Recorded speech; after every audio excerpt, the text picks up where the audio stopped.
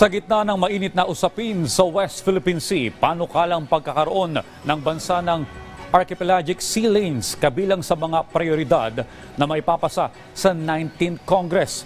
Ang ilan pang priority bills ng pamahalaan, alamin sa sentro ng balita ni Alan Francisco.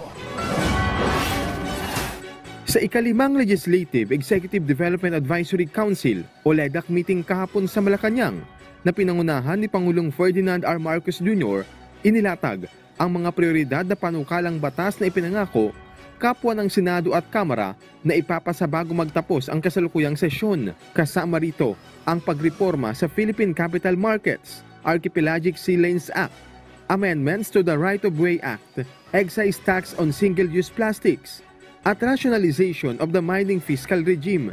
Nariyan din ang amendments to the Electric Power Industry Reform Act o IPIRA, Department of Water Resources, Create More Act, amendments to the Foreign Investors Long-Term Lease Act, at amendments to the Rice Tarification Law.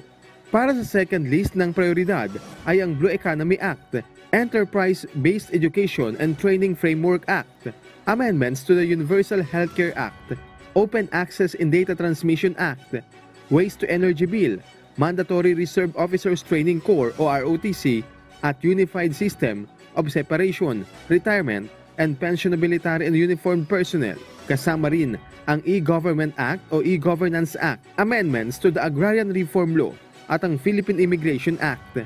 Ang iba pang panukalang batas na nasa advanced stages na ng deliberasyon ay ang Anti-Agricultural Economic Sabotage Act, amendments to the Government Procurement Reform Act, Anti-Financial Accounts Scamming Act, Self-Reliant Defense Posture Revitalization Act, at Philippine Maritime Zones Act. Kabilang din ang Academic Recovery and Accessible Learning o ARAL Program Act at VAT on Digital Services and New Government Auditing Code.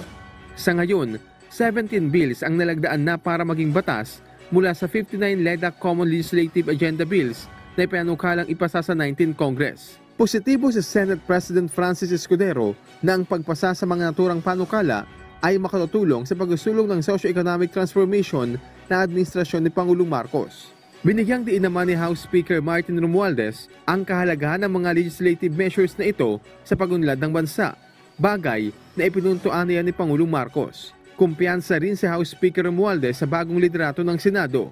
Ang LEDAC ang nagsisilbing consultative at advisory body sa Pangulo pagdating sa mga programa at polisiya na magagamit sa pagkamit ng mga hangarin ng bansa. Alan Francisco, para sa Pambansang TV, sa Bagong Pilipinas.